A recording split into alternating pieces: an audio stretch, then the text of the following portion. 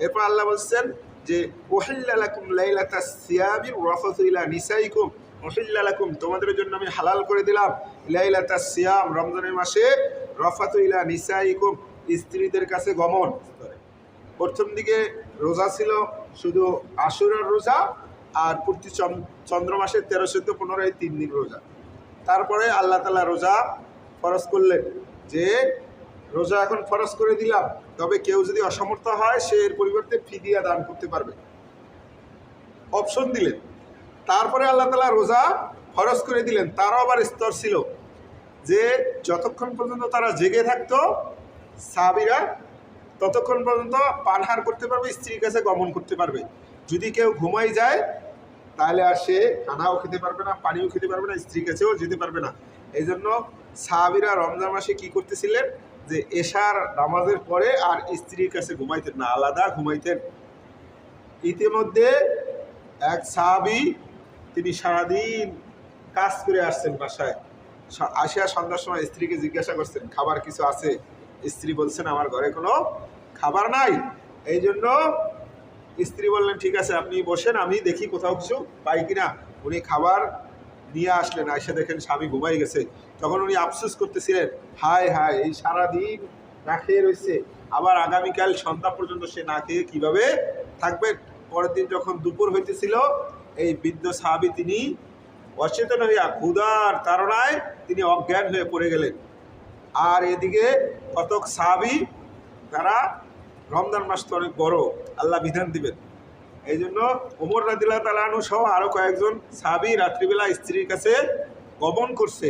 পরে সকালবেলা যখন আল্লাহর রাসূল সাল্লাল্লাহু আলাইহি ওয়াসাল্লামের কাছে আইসা এই কথাগুলো বলছেন যে এই সাহাবী অজ্ঞান হয়ে পড়ছেন আর এই সাহাবীদের এই অবস্থা, তখন আল্লাহ আয়াত নাযিল করে দিলেন যে উহিল্লা লাকুম লাইলাতাস সিয়ামির রাফাতু, উহিল্লা তোমাদের জন্য ফরজ করে দিলাম, লাকুম তোমাদের জন্য লাইলাতাস সিয়ামির রাফাত রমজান মাসে স্ত্রীর কাছে গমন, ইলা নিসাইকুম তোমাদের স্ত্রীর কাছে রমজান মাসে গমন করবা, এটা আমি হালাল করে দিলাম।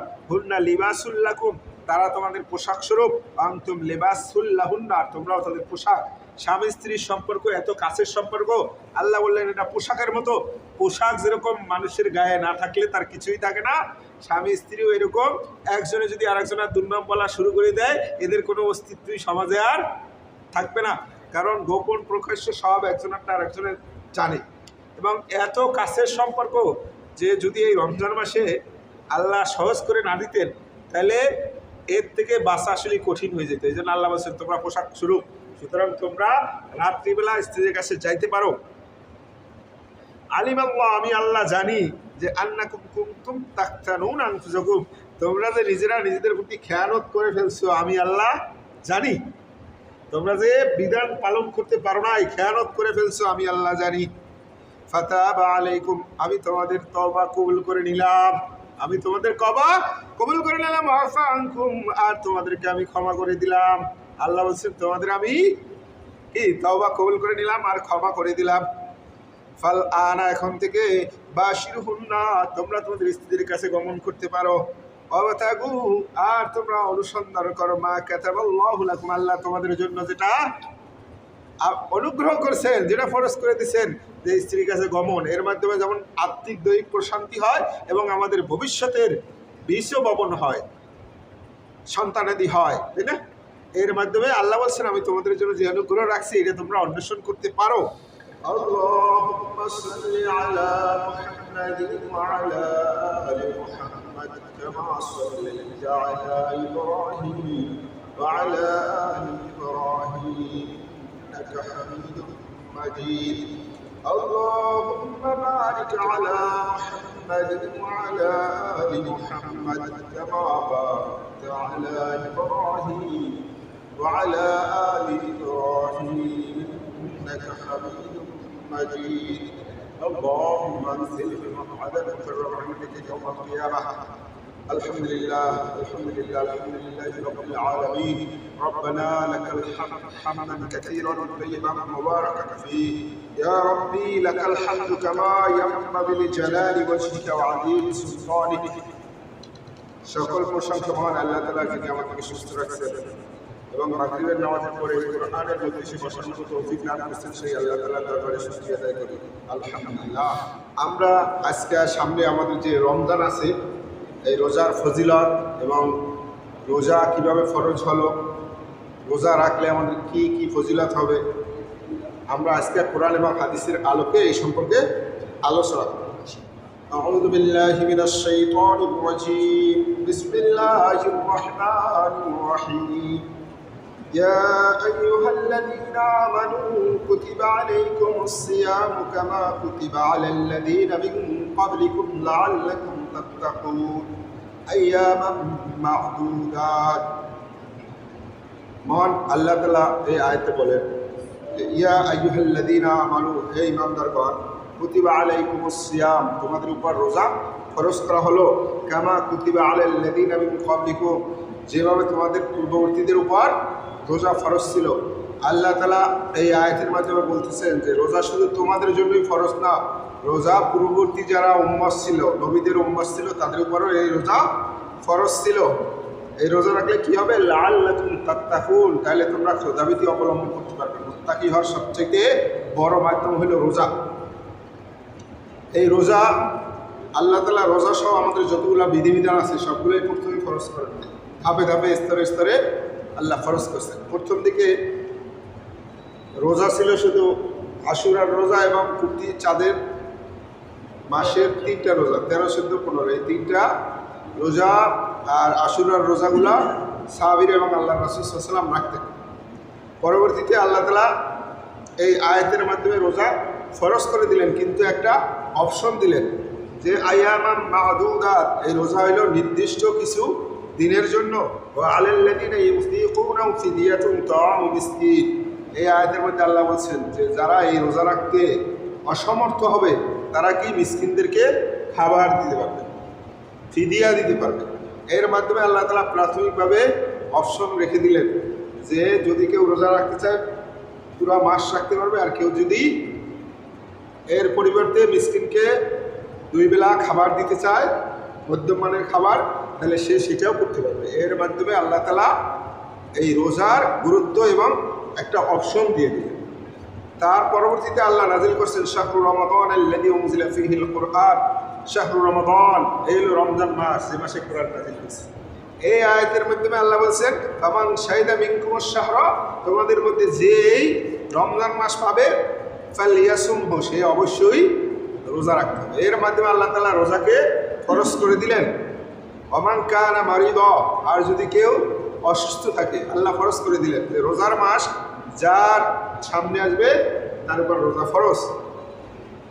ওমান কানা মারিদা, যদি কেউ হয় অসুস্থ, আও আলা সাফারিন, অথবা সফর অবস্থায় থাকে, ফাইদ্দাতুম মিন আইয়ামিন উখার, তাহলে এই সময়ে তার যে দিনগুলা রোজা ছুটে যাবে এইগুলো সে হিসেব করে পরবর্তীতে রাখতে পারবে। ইউরিদুল্লাহু বিকুমুল ইসরা, আল্লাহ বলেন আমি তোমাদের জন্য বিধানকে সহজ করে দিতে চাই। ওয়ালা ইউরিদু বিকুমুল উসরা, আমি তোমাদের জন্য বিধানকে কঠিন করতে চাই না।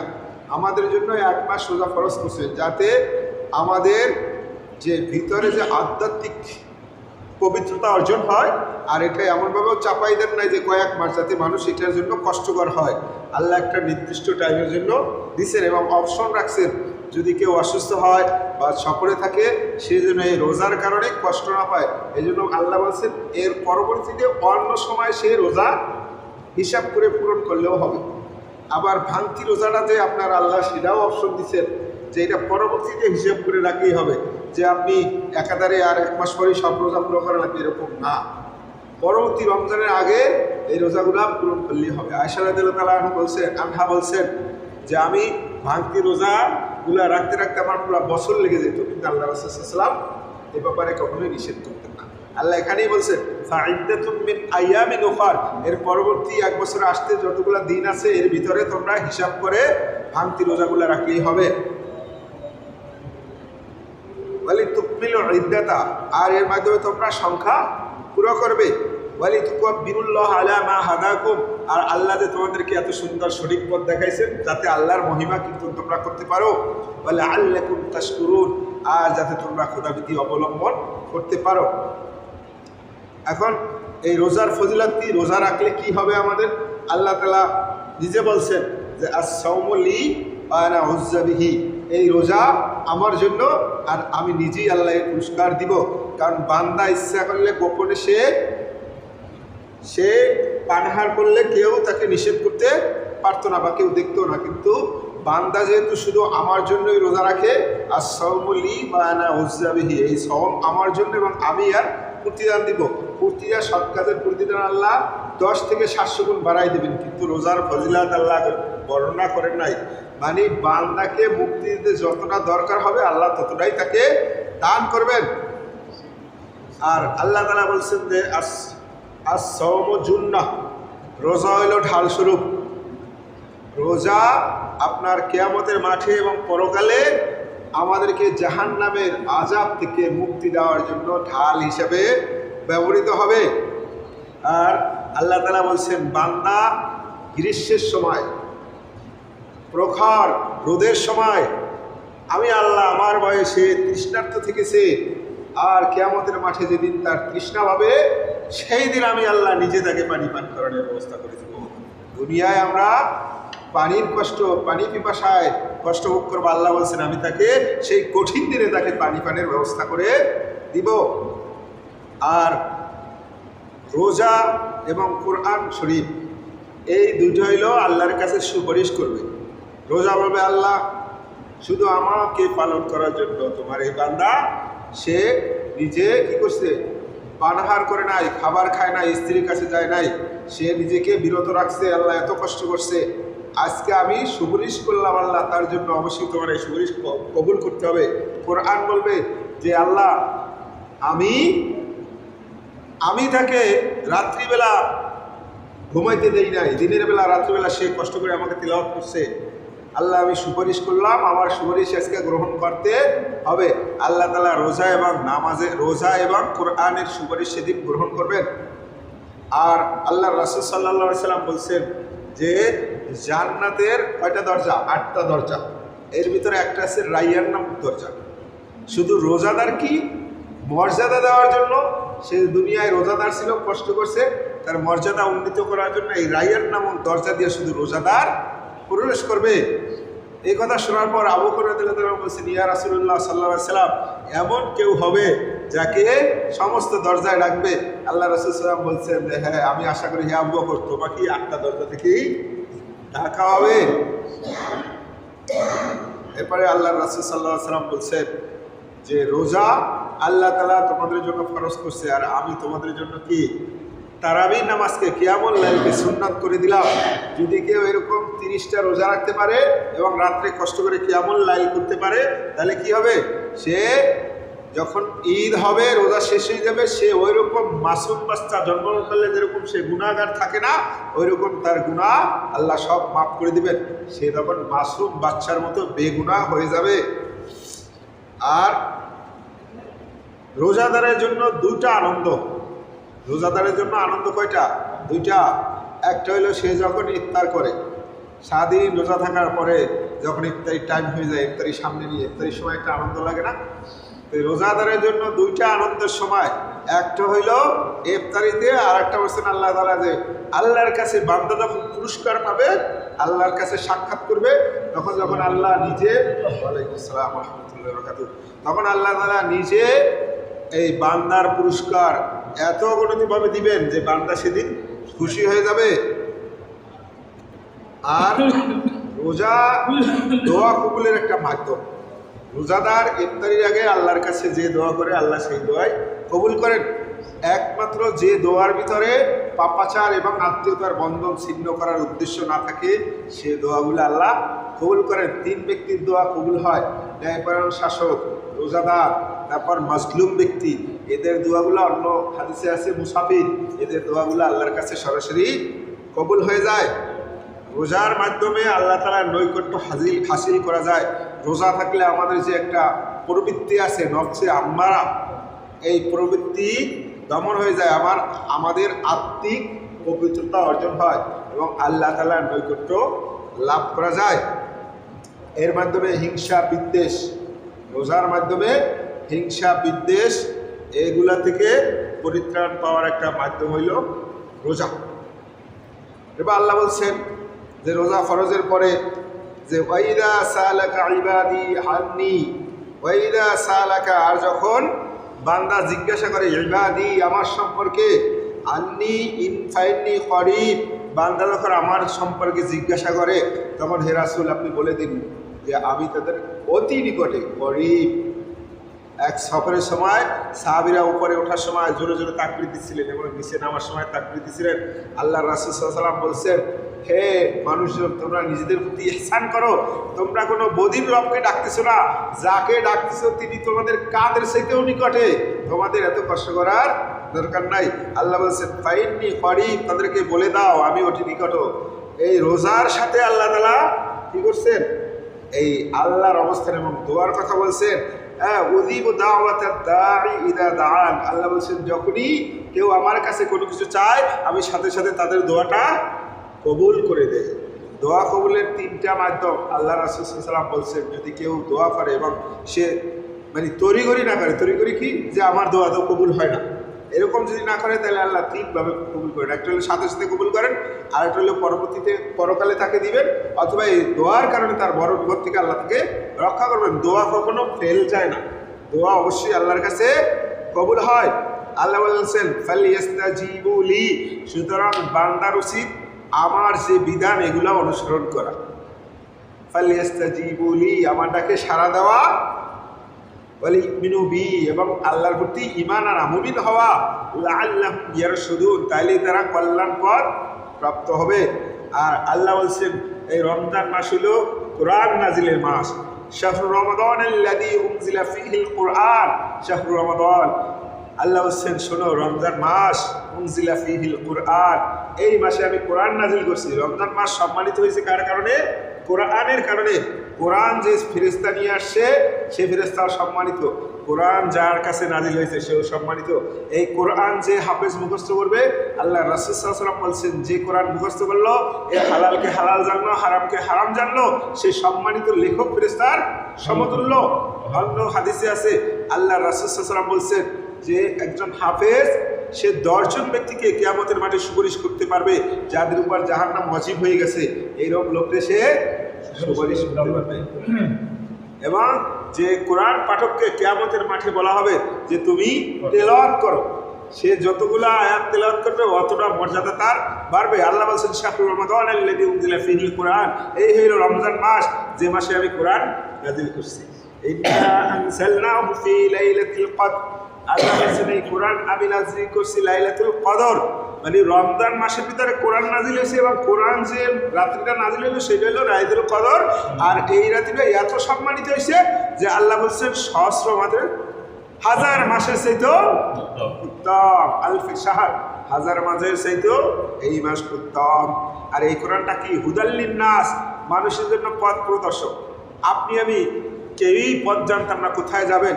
আপনি যারা মুসলমান হয়েছে না, খ্রিস্টান থেকে, ইহুদি থেকে এবং কমিউনিস্ট থেকে, পশ্চিমা থেকে যারা মুসলমান হয়েছে, যারা মুসলমানদেরকে একসময় ঘৃণা করতো, তাদের কাছে জিজ্ঞাসা করলে, তাদের এই যে কথাগুলো শুনলে কী কারণে মুসলমান হইলেন, তাহলে আপনি বুঝতে পারবেন যে বলছে যে টাকা পয়সা অর্থ সম্পদ কোনো কিছুই আমাদের অভাব ছিল না, কিন্তু সবসময় একটা আমাদের মধ্যে একটা কমতি ছিল যে আমার কোনো একটা জায়গায় আমার সফলতা নাই।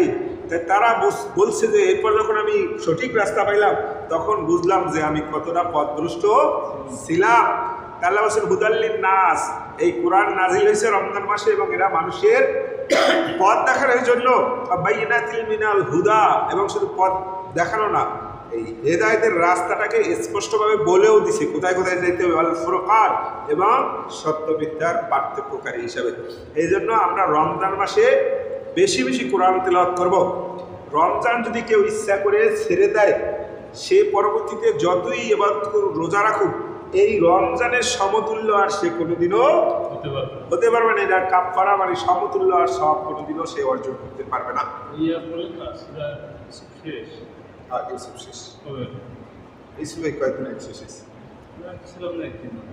হ্যাঁ, এখন একদিন ছিলেন না, শেষ হয়েছে। তাই আজকে রোজা তো সামনে, এই জন্য রোজার আলোচনা করছি।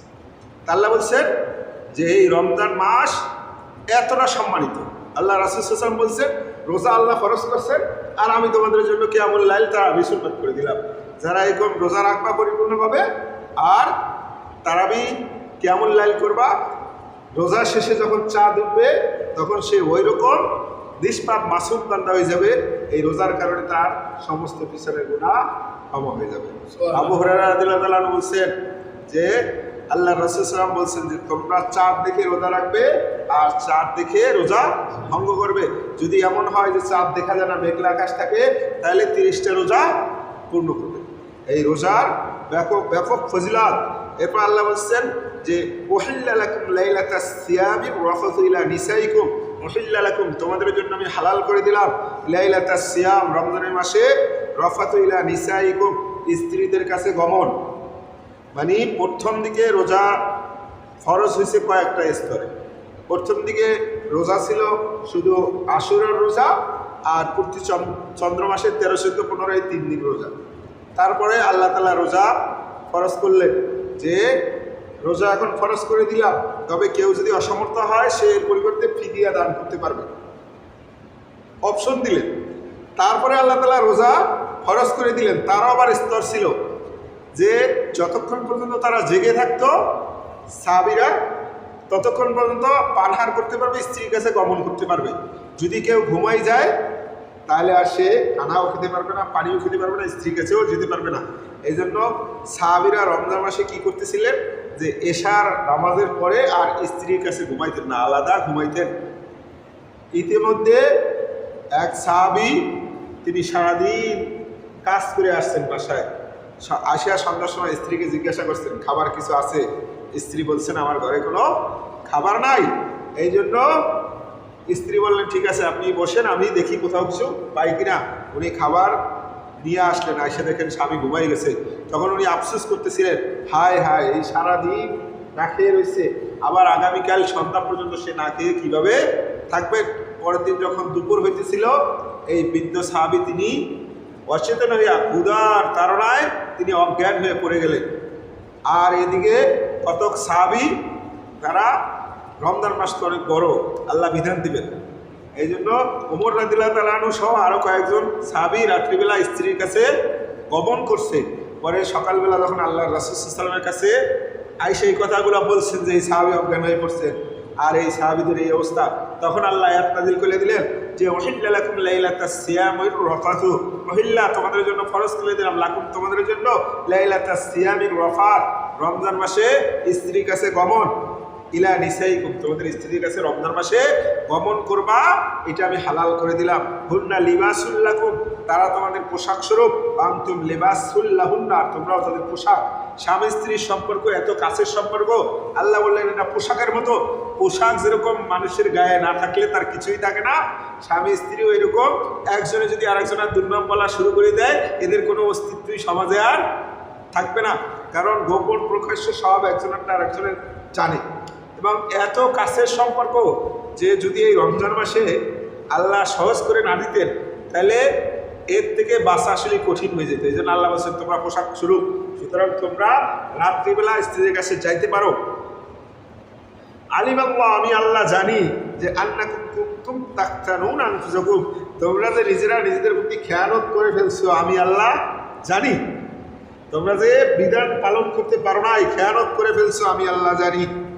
ফাতাবা আলাইকুম আমি তোমাদের তওবা কবুল করে নিলাম, আমি তোমাদের তওবা কবুল করে নিলাম। আফা আনকুম আর তোমাদেরকে আমি ক্ষমা করে দিলাম। আল্লাহ বলছেন তোমাদের আমি কি তওবা কবুল করে নিলাম আর ক্ষমা করে দিলাম। ফাল আনা এখন থেকে বাশিরহুন্না তোমরা তোমাদের স্ত্রীদের কাছে গমন করতে পারো।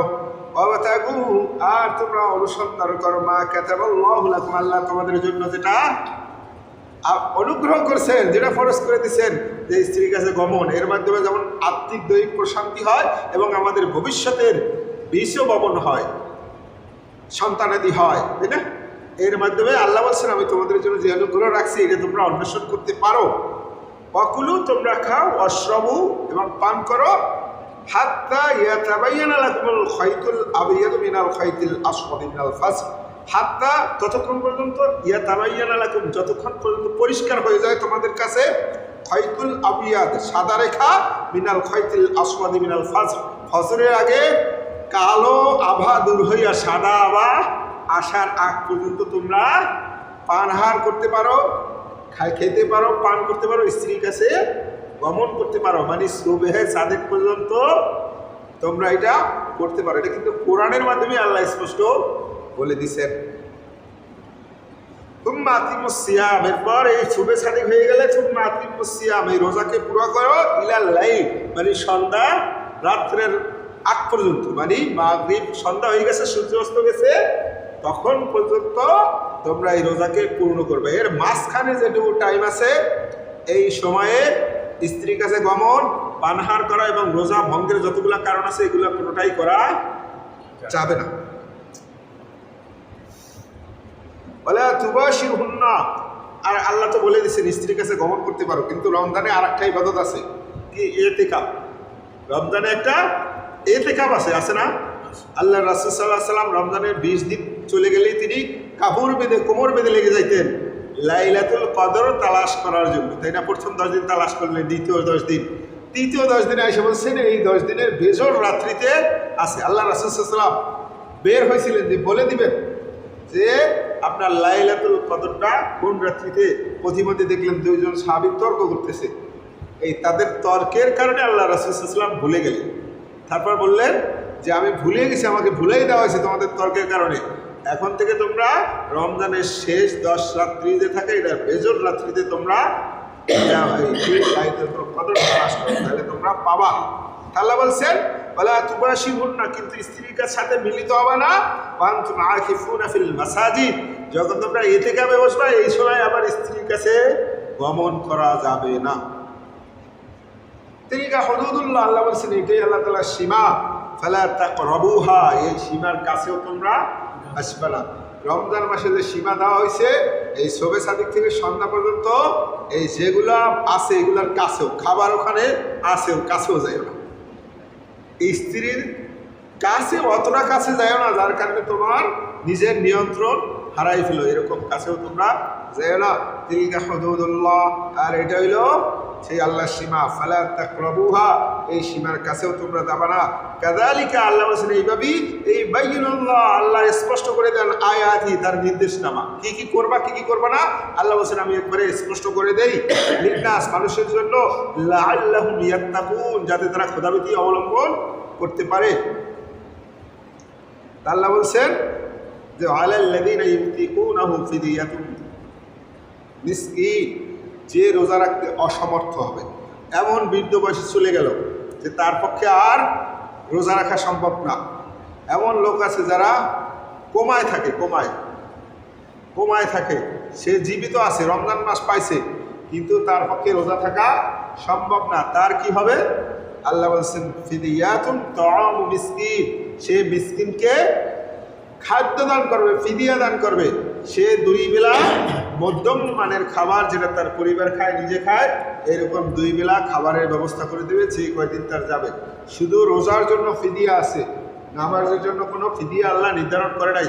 কেউ যদি অজ্ঞান থাকে, আছে কিন্তু চালু আছে, গ্রাম এলাকায় হলেও বেহুশ ছিল, নামাজ পড়তে পারে না, এগুলো হিসাব করে ফিদিয়া দিয়ে দেয়, এটা হবে না। শুধু রোজার জন্য আল্লাহ ফিদিয়া নির্ধারণ করছে। আল্লাহ বলছেন ফামান তাতাওয়া খায়রা, যদি কেউ স্বেচ্ছায় সৎকর্ম করতে চায়, ফাহুয়া খায়রুল লাহু, এটা তার জন্য আরো উত্তম। আন তাসুমু, আর যদি তোমরা রোজা রাখো, খায়রুল লাকুম, এটা তোমাদের জন্য খুবই উত্তম কাজ হবে। ইন কুনতুম তা'লামুন, যদি তোমরা বুঝো। আল্লাহ বলছেন যদি তোমরা বুঝতে পারো তাহলে তোমরা রোজা রাখো। কল্যাণকার যতগুলো আছে এর মধ্যে রোজা রাখা হইলে উত্তম। যত বেশি নফল রোজা রাখবেন অত বেশি আল্লাহর নৈকট্য হাসিল করা যাবে। যেমন সোমবার দিন আর বৃহস্পতিবার দিন রোজা আছে। আল্লাহ রাসূল সাল্লাল্লাহু আলাইহি সাল্লাম বলছেন, যে নফল রোজার কথা বলছি, আল্লাহ রাসূল সাল্লাল্লাহু আলাইহি সাল্লাম বলছেন যে সোমবার দিন আমার জন্মগ্রহণের দিন, আর সোমবার এবং বৃহস্পতিবার আমলনামা উপরে উঠে, তা আমি চাই যে আমার আমলনামাগুলো রোজা অবস্থায় যেন আল্লাহর কাছে যায়। আবার আছে শাওয়ালের 6 রোজা, 30 দিনে 10 গুণ করে সব, 30 দিনে 300, আর ওই 6 দিনে 60, তাহলে 360। কেউ যদি 1 মাস রোজা রাখে আর পরে শাওয়ালের 6টা রাখে, তাহলে সে যেন পুরো বছরই রোজা থাকে। তারপর আবার যদি মাসে আপনি 3টা থাকেন, 1 × 10, 3টা রোজা রাখলে 3 × 30, মানে পুরো রোজা রাখা, পুরো মাস রোজা রাখার সমতুল্য। আর এই রোজার ফজিলত সম্পর্কে আমরা প্রথমেই আলোচনা করছিলাম। হ্যাঁ, পুরো বছর রোজা রাখার মতো হবে। আল্লাহ বলছেন যে as-সাওমু লি ওয়া আনা উযযা বিহি, রোজা আমার জন্য রাখা, এর পুরস্কার আমি নিজেই দেব। কারণ বান্দা ইচ্ছা করলে গোপনে যদি সে একা একা পানাহার করে নিত, কেউ জানতো না। রোজাটা একমাত্র আল্লাহ তাআলার উদ্দেশ্যেই রাখে।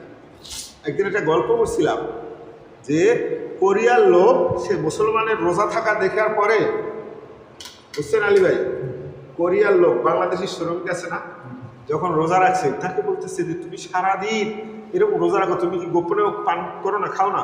বলছে না, আমরা গোপনেও খাই না। বুঝছে, তাহলে তোমাদের দেশে তো সবাই রোজা রাখে, তাহলে তোমাদের দেশে মানুষ তো সব ফেরেশতা, এরা তো 2 নম্বরে কি জিনিস এটা বুঝি না। কারণ যে তোমরা আল্লাহকে না দেখে গোপনেও চুরি করে একটু পানি খাও না, ভাত খাও না, স্যার এরকম আল্লাহ লোক, আর তোমাদের দেশে সবাই তো রোজা রাখে মুসলমান, তাহলে তোমাদের দেশের মানুষ তো সব ফেরেশতা, এদের মধ্যে তো খারাপ লোক নাই।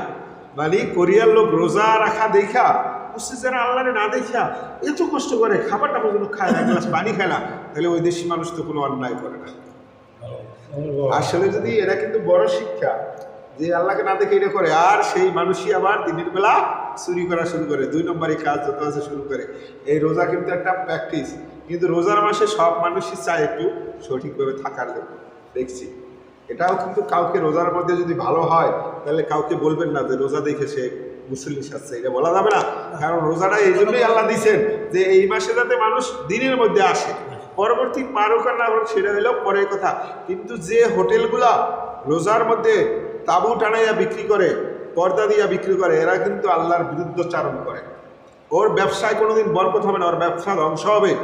কারণ ও হোটেল রাখে পর্দা দিয়া, মানে আল্লাহ দেখতেছে, সে মানুষকে ভয় করতেছে, মানুষকে ভয় করতেছে, মানুষ যাতে না দেখে। যে আল্লাহকে ভয় করার কথা তাকে না করে পর্দা দিয়া মানুষকে ভয় করে সে ওখানে খাওয়াচ্ছে, ওই টাকায় কোনোদিনও ইনকাম হবে না।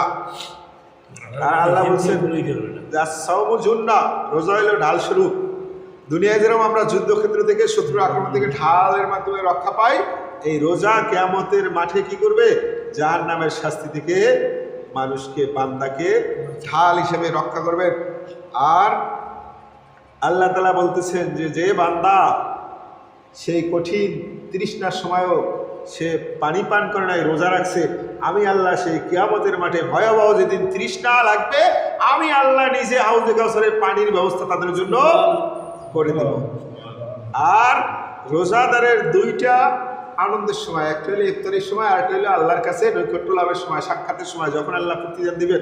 যখন আমরা দেখবো যে আমাদের গুনার বোঝা এত বড় গুনার রেজিস্টার যে ও পড়েও শেষ করা যায় না, তখন আল্লাহ বলবেন যে দেখো, তুমি দুনিয়ায় থাকতে এই যে রোজাটা রাখছিলাম, তুমি ইচ্ছা করলে গোপনে পাক করতে পারতা, খাইতে পারতা, আমার ভয়ে যেহেতু তুমি এটা থেকে বিরত থাকছো, যাও আমি আল্লাহ তোমাকে নিজ করে মাফ করে দিতে হবে, মাফ করে দিব, তাই না? আবার রোজা আল্লাহর কাছে সুপারিশ করবে যে আল্লাহ, আমি তোমার এই বান্দাকে খাবার, পানাহার, স্ত্রীর কাছে গমন থেকে শুরু করে এত কষ্ট রাখছি তাকে, আল্লাহ আমি আজকে নিজে সুপারিশ করতেছি, আমার সুপারিশ তোমার গ্রহণ করতে হবে, একে আল্লাহ তুমি মাফ করে দাও। তারপরে আপনার এই যে জান্নাতে যখন সবাই ঢুকবে, একটা দরজা থাকবে, রাইয়ান নামক দরজা। এই দরজা যেমন আমাদের বিমানবন্দর যান, একটা ভিআইপি আপনার প্রোটোকলের ব্যবস্থা আছে, লাউঞ্জ আছে, ভিআইপি লাউঞ্জ। আপনি যতই সহজভাবে যান, ওই পাশে যখন দেখেন ভিআইপি একটা লাউঞ্জ দিয়ে গেল কেউ, মনের মধ্যে কিন্তু একটা আফসোস থাকে যে ও জানি কত সম্মানের সহিত গেল। এই ভিআইপি লাউঞ্জের মতো এরকম রাইয়ান নামক একটা দরজা থাকবে, যেটা শুধু রোজাদারকেই আহ্বান করবে যে কে রোজাদার আসো, আমার কাছে আসো, আমার দরজা দিয়া প্রবেশ করো। এইটা বান্দার জন্য একটা বিশেষ আল্লাহ তাআলার অনুগ্রহ যে ওখানে ভিআইপি স্টাইলে তাকে প্রবেশ করাবেন। তারপরে রোজার আর একটা হইল কি, যে রোজাদারের দোয়া আল্লাহর কাছে কবুল হয়। সে যখন ইফতারি পূর্বে আল্লাহর কাছে দোয়া করে কাতর কণ্ঠে, আল্লাহ তার দোয়া ফিরান না। তাহলে আরো আছে, আল্লাহ রাসূল সাল্লাল্লাহু আলাইহি ওয়াসাল্লাম বলছেন রোজাদারের মুখের গন্ধ আল্লাহ তাআলার কাছে মিশকর চাইতেও সুগন্ধি। আমরা এই রোজার মাসে যতটা পারি ইবাদত করব। রোজার মাসে কত গুণ, ন্যূনতম 70 গুণ করে একটা ফরজ যদি আপনি ইবাদত করতে পারেন, আল্লাহ 70টা ফরজের সমান সব দিবেন। এই জন্য রোজার মাস আমরা বেশি বেশি বেশি বেশি আল্লাহর নৈকট্য হাসিলের জন্য যতটা পারি নফল ইবাদত বাড়াই দিব। এটা একটা প্র্যাকটিস। পুরা বছরের মধ্যে আমরা যদি এই একটা মাস প্র্যাকটিস করি, পরবর্তীতে আপনার এইটা জীবন থেকে আবার স্লো হইতে হইতে হইতে আবার রমজান চলে আসবে। আমরা রমজানকে কষ্ট হিসাবে নিব না, আমরা রমজানকে একটা নিজের জীবনের একটা বড় পাওয়া অফার হিসাবে গ্রহণ করব। আল্লাহ তাআলা আমাদেরকে রমজান মাস পাওয়ার এবং পরিপূর্ণভাবে এই রোজা আদায় এবং আল্লাহর নৈকট্য লাভের মাধ্যম করার তৌফিক দান করুন, আমিন। আল্লাহ আমাদের ক্ষমা করে দিন, আমিন। সুবহানাকাল্লাহুম্মা বিহামদিকা আশহাদু আল্লা ইলাহা ইল্লা আনতা আস্তাগফিরুকা ওয়া আতুবু ইলাইকা।